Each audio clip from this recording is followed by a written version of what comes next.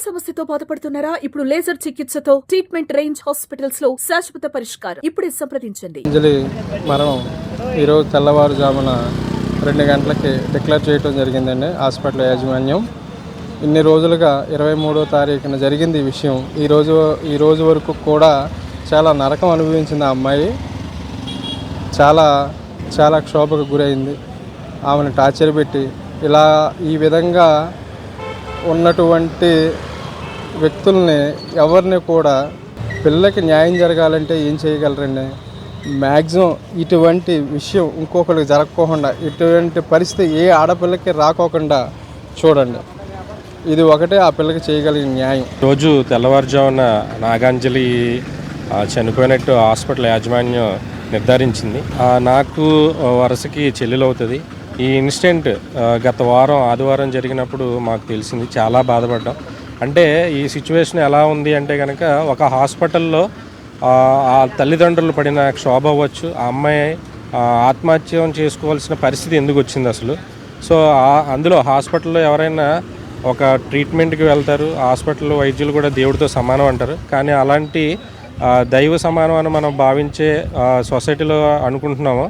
అలాంటి వ్యక్తులు ఇలాంటి కామాదుల దాకా తయారవ్వటం అది చాలా విచారకరం. తోటి మహిళల్ని ఇలా చేయటం, అలాగే ఎవరైతే తన వద్దకు ప్రాక్టీస్ కోసం వచ్చారో అలాంటి వ్యక్తులు వాళ్ళ ప్రోద్బలం పక్కన వాళ్ళ ఎవరైతే అంటే మిగతా మహిళలు ఎవరైతే ఉన్నారో వాళ్ళు కూడా ఒక కారణం అవ్వచ్చు. ఎందుకంటే ఎక్కడో నుంచి పాపం వాళ్ళ అమ్మ నాన్న కూలి పని చేసుకుని అమ్మాయిని ఇన్ని సంవత్సరాలు చదివించుకుని 13 సంవత్సరాల తర్వాత లేక పుట్టిన ఏకైక సంతానం అమ్మాయి.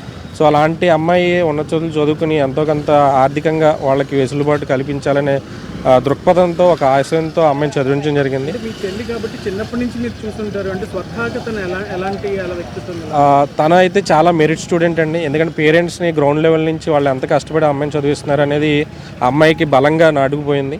సో ఆ అమ్మాయి కూడా ఏదో సాధించాలి, సో సాధించి వాళ్ళ ఫ్యామిలీకి అవ్వచ్చు, వాళ్ళ ఊరికి కూడా ఎంతో కొంత న్యాయం చేయాలనే దృక్పథంతో చదివింది.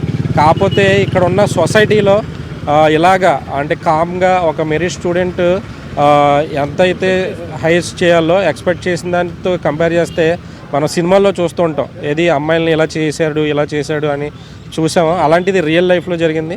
సో మేమైతే చాలా జీర్ణించుకోలేకపోయాం. ఇది ఏంటంటే ఒక సమాజంలో సిగ్గుపడాల్సింది. ఎందుకంటే మేము ఈ 11 రోజుల నుంచి అమ్మాయి పడిన డైలీ వెళ్ళి చూసేవాళ్ళం.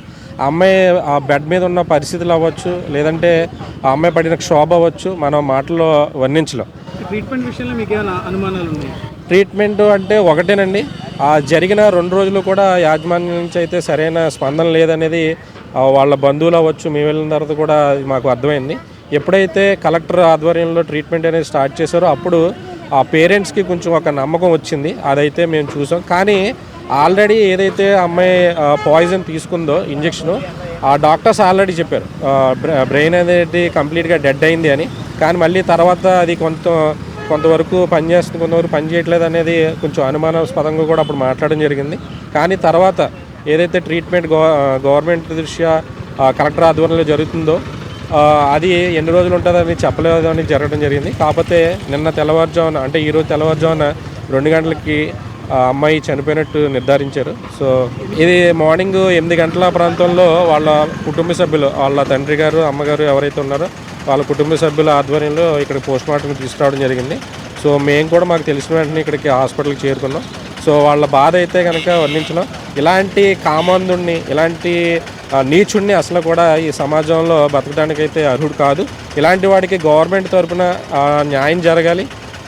గవర్నమెంట్ నుంచి వాడికి కఠినంగా శిక్ష పడి, ఉరి శిక్ష లాంటిది వాడికి వేసి, అలాంటి ఎటువంటి అంటే మిగతా మహిళలకి ఎటువంటి హానికరం జరగకుండా ఇలాంటి వ్యక్తులకైతే బుద్ధి జరగాలని మేము కోరుకుంటున్నాం. సో ఇటువంటి నీచులను కనుక వదిలేస్తే, బయట సమాజంలో వదిలేస్తే అటు గవర్నమెంట్ని కూడా మేము నమ్మడానికి వీల్లేదు. సో ఇది కన్ఫర్మ్గా శిక్ష పడాలి. శిక్ష పడి ఆ శిక్ష ఎలా ఉండాలంటే కనుక వేరే వాడు అమ్మాయిని ఇలా చేస్తే ఇది అవుతుందిరా అనే భయంకరమైన శిక్ష ఉండేలాగా జరగాలని కూడా మేము కోరుకుంటున్నాం.